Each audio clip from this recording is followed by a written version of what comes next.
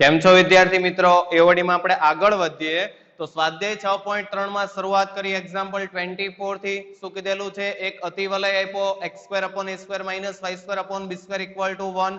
આ અતિવલયના એક બિંદુ અને આપણે p બિંદુ જ કહી દઈએ કારણ કે એ લોકોએ જ આપેલું છે કે ભાઈ p બિંદુ કે જેના યામ x0 y0 છે, આ બિંદુ આગળના આપણે શું મેળવવાના વિદ્યાર્થીઓ? સ્પર્શક અને અભિલંબ. દરેક વિદ્યાર્થી પહેલા એ સ્પષ્ટતા કરે કે જે બિંદુ છે એ વ્યાપક છે, એમાં x0 કોણ છે, y0 કોણ છે આપણને ખબર નથી, એટલે આપણો જવાબ પણ કોના સ્વરૂપે જ આવવાનો? x0 y0. એને સોલ્વ કરવાનો કોઈ પ્રશ્ન જ નથી કારણ કે આપણી પાસે કોઈ એવી શરત નથી કે જેને આધીને આપણે આ બિંદુ સોલ્વ કરી શકીએ, એટલે વ્યાપક જ ગણતરી કરવાની છે. એટલે બિંદુ તો આપી દીધું. હવે આપણને દરેકને ખબર છે સ્પર્શક હોય કે અભિલંબ હોય તો રેખા જ, અને રેખા માટે બે જ વસ્તુની માંગ હોય. કઈ બે વસ્તુ જોઈએ? એને એક તો બિંદુ જોઈએ અને એક શું જોઈએ? સ્પર્શ બિંદુ આગળનો ઢાળ. સ્પર્શક માટે ઢાળ જોઈએ અને અભિલંબ માટે શું જોઈએ? તે ઢાળના વ્યસ્તનો માઇનસ એટલે કે અભિલંબનો ઢાળ. શરૂઆત કરીએ. જો સોલ્યુશન ઉલ્લેખ કરીએ વક્રનું સમીકરણ એટલે અતિવલય x²/a²-y²/b² = 1 અને સ્પર્શ બિંદુ આપણને આપી દીધું. એ લખી નાખીએ કે આપણા કેસમાં જે સ્પર્શ બિંદુ છે એ છે p(x0, y0). હવે આપણે પહેલા શું મેળવશું? સ્પર્શ બિંદુ આગળ સ્પર્શકનો ઢાળ એટલે ખરેખર શું થાય? એ જ સ્પર્શ બિંદુ આગળ વક્રનો ઢાળ. ઉલ્લેખ કરીએ. હવે ખરેખર જે સ્પર્શક છે એ સ્પર્શકનો ઢાળ, એને આપણે નામ આપશું m1 કારણ કે એના બેઝ પર આપણે શું કેલ્ક્યુલેટ કરશું? અભિલંબનો ઢાળ, જેને આપણે નામ શું આપશું? m2. અને આપણને ખબર છે આ બંને પરસ્પર શું હોય? લંબ રેખા, અને બે લંબ રેખાઓની શરત શું હોય? બંનેના ઢાળનો ગુણાકાર કમ્પલસરી કેટલો આવશે? -1. એટલે કોન્સેપ્ટનો ઉપયોગ કરવો છે એટલે આના ઢાળને પહેલેથી કયું નામ આપીએ? m1. તો ભાઈ જે સ્પર્શક છે એનો ઢાળ m1 એટલે ખરેખર શું થાય? તો જે બિંદુ છે p(x0, y0) એ બિંદુ આગળ વક્રનો ઢાળ થાય. એ જ બિંદુ આગળ શું થાય? વક્રનો ઢાળ. અને એને સાંકેતિક ભાષામાં લખવું હોય તો શું લખાય વિદ્યાર્થીઓ? dy/dx એટલે વક્રનો ઢાળ, પણ કયા બિંદુ આગળ? Particular x0, y0. એટલે આપણે આ કેલ્ક્યુલેટ કરશું અને એને શું મળવાનું? એટલે એને શું કહેવાના? m1. સોલ્વ કરીએ. જો તો આપણી પાસે જે વક્ર છે x²/a²-y²/b² = 1. કલન કરીએ તો x² નું વિકલન શું થાય વિદ્યાર્થીઓ? 2x, a² constant as it is, y² નું 2y dy/dx/b² as it is. 1 નું શું થાય? 0. આપણે કોને કરતા બનાવો છે? dy/dx મેળવીએ. જો તો 2y/b² dy/dx, આ માઇનસ ને આ બાજુ ટ્રાન્સફર કરવું એટલે પ્લસ થાય. કોના જેટલું થાય? =2x/a². સામ સામે કોન્સ્ટન્ટ ઉડાડી શકાય એટલે 2 કોમન કેન્સલ. હવે તમે એને કરતા બનાવો તો આપણા કેસમાં dy/dx શું થવાનું વિદ્યાર્થીઓ? b² અહીંયાથી સામે જાય /a² x/y. આ તો આપણને વ્યાપક ઢાળ મળે છે. આપણે તો શું મેળવવું છે? સ્પર્શ બિંદુ આગળ ઢાળ. ઉલ્લેખ કરીએ m1 = dy/dx at x0, y0. આનો સ્પષ્ટ મિનિંગ શું થાય? જ્યાં x દેખાય ત્યાં આપણે શું લખવાના? x0. જ્યાં y દેખાય ત્યાં શું લખવાના? y0. મૂકી દો અહીંયા. શું બને? b²/a² x0/y0. આ આપણને શું મળી ગયું વિદ્યાર્થીઓ? ઢાળ. બિંદુ તો પહેલેથી હતું, સ્પર્શકનું સમીકરણ જ લઈ આવીએ તો 1 નંબરની વાત કરીએ તો p(x0, y0) આગળ સ્પર્શકનું સમીકરણ સૂત્ર શું આવે વિદ્યાર્થીઓ? y - y0 = m1 * x - x0 થાય. કારણ સ્પર્શકના ઢાળને આપણે કઈ રીતે કન્સિડર કર્યો છે? As a m1. વેલ્યુ મૂકી દઈએ તો y - y0 = m1 એટલે શું થાય વિદ્યાર્થીઓ? b²/a² x0/y0 x - x0. Cross ગુણાકાર કરીએ. આવવા દો આ બાજુ તો અહીંયા બને y * y0 * a² minus y0 y0 y0² a². અહીંયા આના વડે ગુણાકાર કરો તો શું બને? b² x x0 minus b² x0 x0 x0².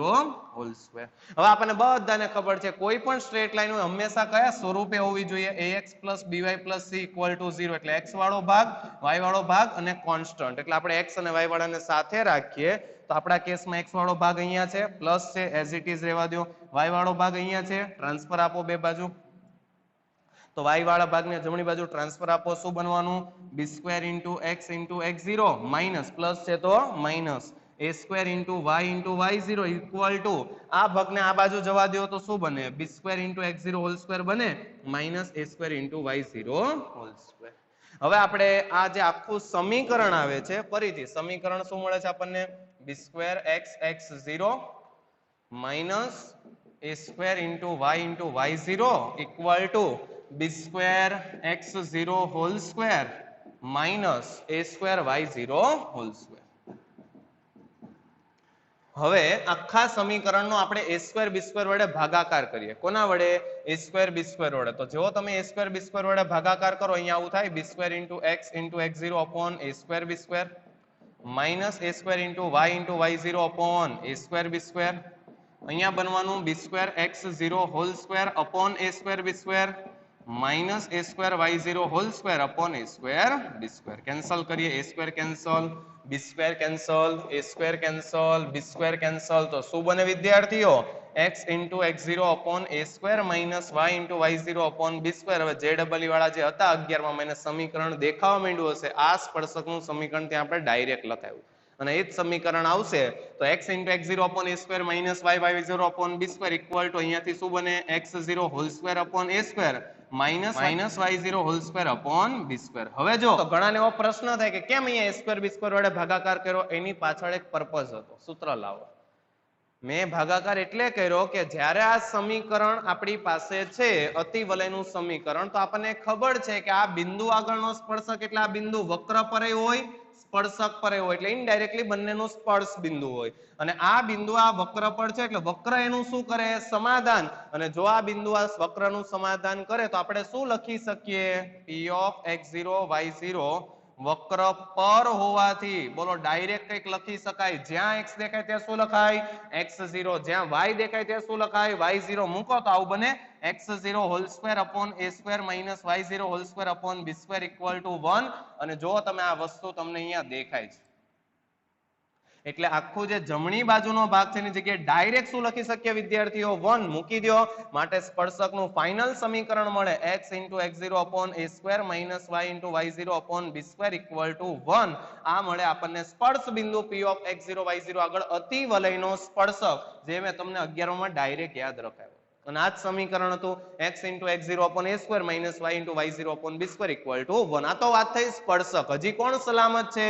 અભિલંબ. હવે આપણે એની વાત કરીએ તો જો તો વિદ્યાર્થીઓ અભિલંબની વાત કરીએ તેને સેકન્ડ નંબર આપીએ અને અભિલંબ માટે સૂત્ર શું આવે? તો સીધું જ p ઓફ x0 y0 આગળ અભિલંબનું સમીકરણ.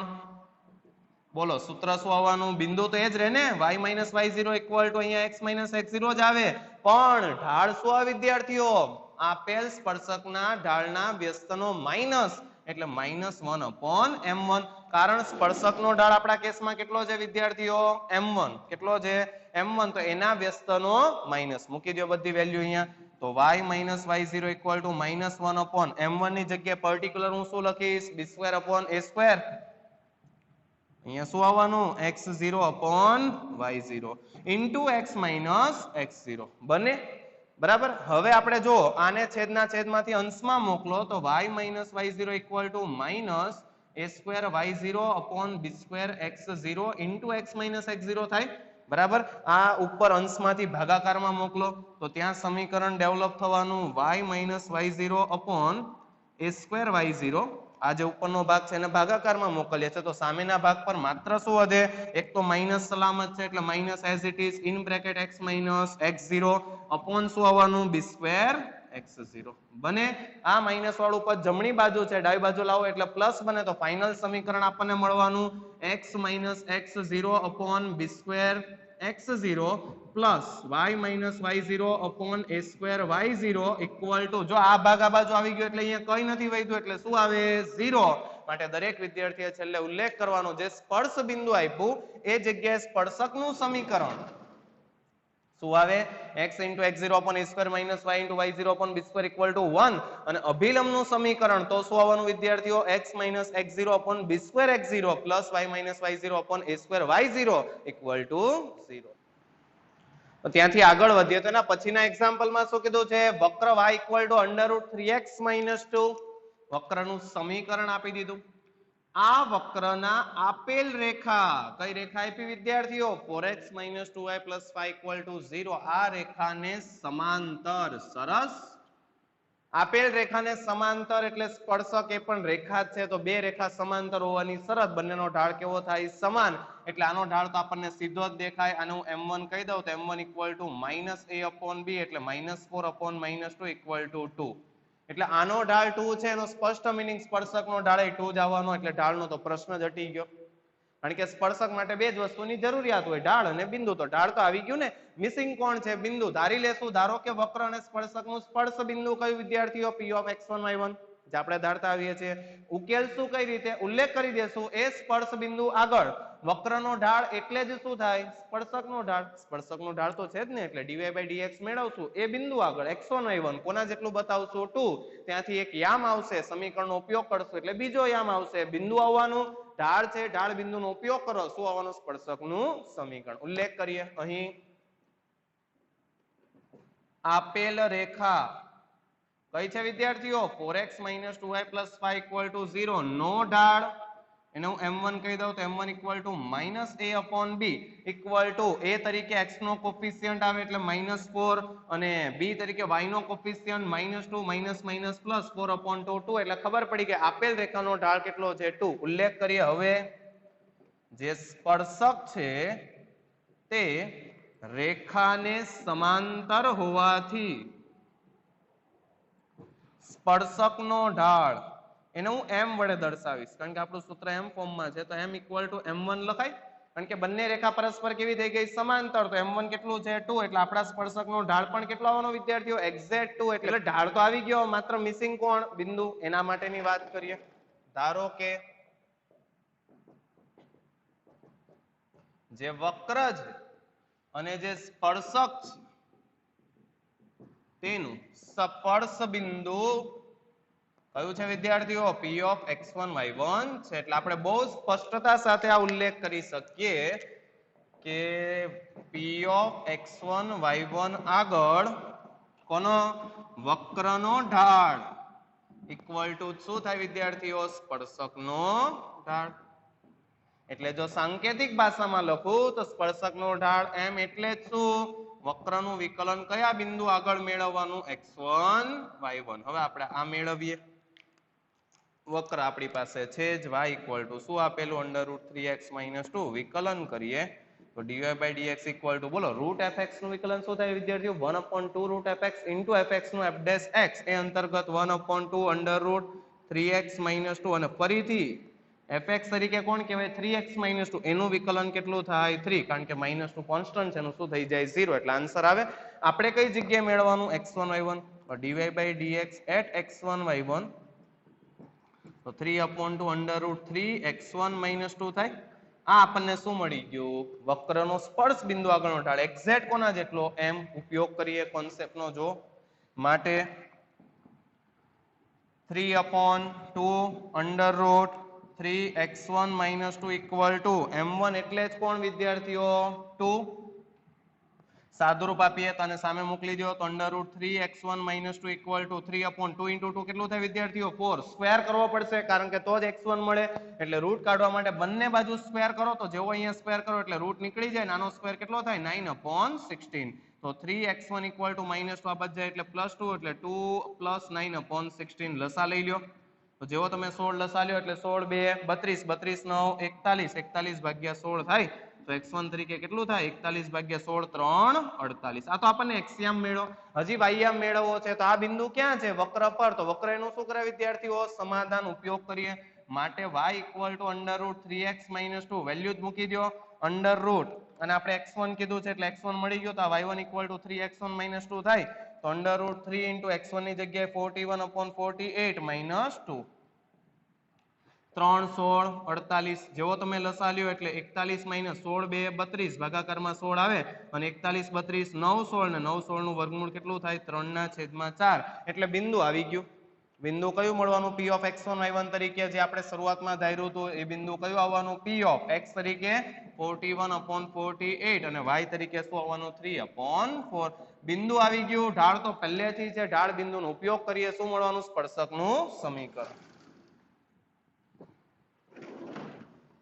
માટે p of x1 y1 આગળ સ્પર્શકનું જે સમીકરણ પૂછ્યું છે એની વાત કરીએ તો સૂત્ર શું થાય y minus y1 equal to m1 into x minus x1 અથવા m વેલ્યુ જ મૂકી દો તો y માઇનસ બિંદુ તમારી સામે છે y આમ કેટલો થાય વિદ્યાર્થીઓ 3/4 સ્લોપ પણ તમારી પાસે જે પહેલેથી જ આપણને ખબર છે સ્લોપ કેટલો હતો 2 into x minus x1 તરીકે કેટલું 41/48 સાદુરૂપ આપીએ તો 4 લસા લઈ લ્યો તો 4y minus 3/4 થયું બરાબર હા અહીંયા 48 લસા લ્યો તો 48x minus 41/48 તો 2 કોમન કેન્સલ 24 હજી 4 કોમન કેન્સલ 6 હવે 6 વડે અહીંયા ગુણાકાર કરો 6 4 24 6 3 18 48 41 એઝ ઇટ ઇઝ બધાને જમણી બાજુ ટ્રાન્સફર આપો 48x પ્લસ છે તો માઇનસ માઇનસ છે તો પ્લસ 41 માંથી 18 બાદ કરો જવાબ આવવાનો -23 ઇક્વલ ટુ 0 માટે દરેક વિદ્યાર્થીએ છેલ્લે ઉલ્લેખ કરી દેવાનો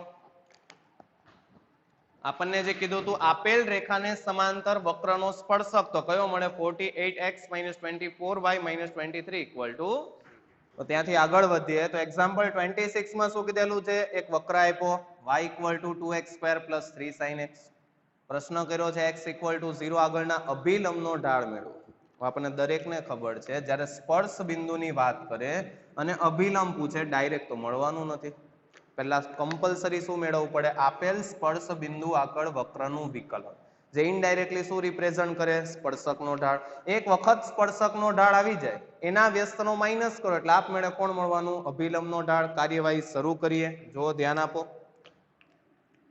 બિંદુ તો પહેલેથી જ કહી દીધું છે કઈ જગ્યાએ આપણે અભિલંબ મેળવવાનો છે અભિલંબનો ઢાળ મેળવવાનો છે એક્ઝેક્ટ કહી દીધું x ઇક્વલ ટુ 0 આગળ જ શું મેળવવાનું છે અભિલંબનો ઢાળ કરીએ વક્રનું વિકલન તો ભાઈ વક્ર આપેલો છે y equal to 2x² + 3 sin x જેવું તમે વિકલન કરો dy by dx 2x² નું શું થાય 4x અને 3 sin x નું શું બને વિદ્યાર્થીઓ 3 cos x આપણે એક્ઝેક્ટ કઈ જગ્યાએ મેળવવો છે અભિલંબનો ઢાળ x ઇક્વલ ટુ 0 તો પહેલા ડાયરેક્ટ તો મળે જ નહીં આપણે પહેલા આ જ જગ્યાએ શું મેળવવું પડે સ્પર્શકનો ઢાળ ઉલ્લેખ કરીએ હવે x ઇક્વલ ટુ 0 આગળ વક્રનો ઢાળ એ ખરેખર શું બને સ્પર્શકનો ઢાળ એટલે જે સ્પર્શકના ઢાળને હું જો m1 વડે દર્શાવું તો m1 એટલે ખરેખર dy by dx at x equal to 0 થાય મૂકી દો માટે m1 equal to વેલ્યુ જ મૂકી દો 4x x ની જગ્યાએ શું લખવાના 0 પ્લસ 3 into cos 0 બોલો cos 0 કેટલું થાય વિદ્યાર્થીઓ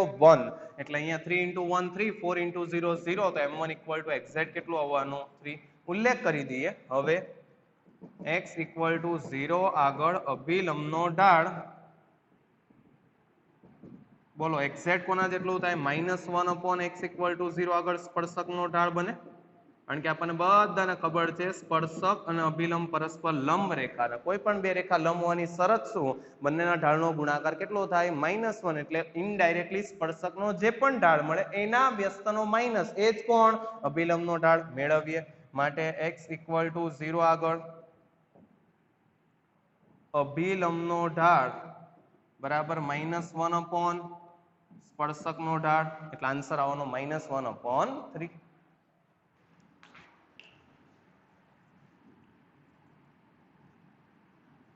જો તો વિદ્યાર્થીઓ શું પૂછેલું છે એક વક્ર છે y² = 4x એટલે પરવલય આપી દીધો આના ખાલી જગ્યા બિંદુ આગળ ધારી લેવાનું p of x1 y1 આ બિંદુ આગળના સ્પર્શકનું સમીકરણ y = x + 1 છે કેટલું સરસ સ્પર્શક તો આપી દીધો એટલે સ્પર્શકનો ઢાળ મળી જાય કારણ કે આપણને ખબર છે જ્યારે રેખા ax + by + c = 0 હોય તો એનો ઢાળ કેટલો થાય -a/b એટલે અહીંયાથી ઢાળ મળી જાય અને નિયમને આધીન જે સ્પર્શ બિંદુ છે જગ્યાએ સ્પર્શકનો ઢાળ એ જ કોના જેટલો થાય વક્રનો ઢાળ નિયમનો ઉપયોગ કરીએ એટલે આપણને શું મળવાનું બિંદુ ઉલ્લેખ કરીએ અહીં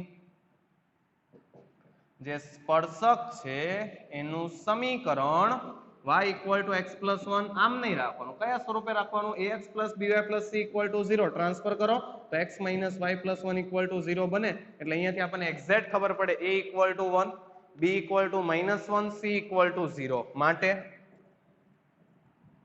સ્પર્શકનો ઢાળ એને હું m વડે દર્શાવું તો m equal to શું થાય વિદ્યાર્થીઓ -a/b એટલે -1 x નો સહગુણક 1 એ કોણ બને a અને y નો સહગુણક કોણ બને b એટલે -/ પ્લસ એટલે 1/1 એટલે ફાઇનલી સ્પર્શકનો ઢાળ કેટલો આવે 1 ઉલ્લેખ કરીએ હવે જે સ્પર્શ બિંદુ છે એ આગળ વક્રનો ઢાળ બરાબર સ્પર્શકનો ઢાળ.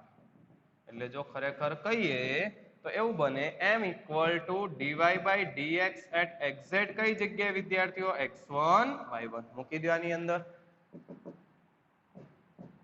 તો હવે આપણે વક્રનું વિકલન કરીએ તો આપણા કેસમાં વક્ર કોણ છે વિદ્યાર્થીઓ y² = 4x. જેવું તમે વિકલન કરો એટલે અહીંયા બને 2y * dy by dx = 4. 2 common cancel કરો તો dy by dx કેટલું થાય 2/y. એક્ઝેક્ટ કઈ જગ્યાએ જ મેળવવાનું at x1 y1 મૂકી દો. આન્સર આવવાનો 2/y1. તો આપણને શું મળવાનું વક્રનું સ્પર્શ બિંદુ આગળનું વિકલન જે ખરેખર આના પ્રમાણે તો લખીએ ઇક્વેશન 1 મુજબ. તો 2/y1 એક્ઝેક્ટ કોના જેટલું m અને m આપણા કેસમાં કેટલો 1 તો બોલો વાયામ મળી ગયો. એટલે જે સ્પર્શ બિંદુ છે એનો વાયામ કેટલો થાય 2. બધાને ખબર પડે સ્પર્શ બિંદુ કોના પર હોય વક્ર પર. તો વક્ર એનું શું કરે સમાધાન. તો હવે વક્ર પરથી સીધું શું લખાય y² = 4 * x1 લખાય. કારણ કે જ્યાં y દેખાય ત્યાં y1 લખાય, x દેખાય ત્યાં x1 લખાય. વેલ્યુ મૂકો 2² 4 * x1 કેન્સલ x1 = 1. તો આપણને ખબર પડી ગઈ જે સ્પર્શ બિંદુ છે એના યામ કયા આવવાના એક્સયામ તરીકે 1 વાયામ તરીકે 2. તો એ બિંદુ મળવાનું P(1, 2). કયું આવવાનું વિદ્યાર્થીઓ બિંદુ કે જે જગ્યાએ આપણને સ્પર્શકનું સમીકરણ આપેલું છે તે બિંદુ કયું આવે P(1, 2).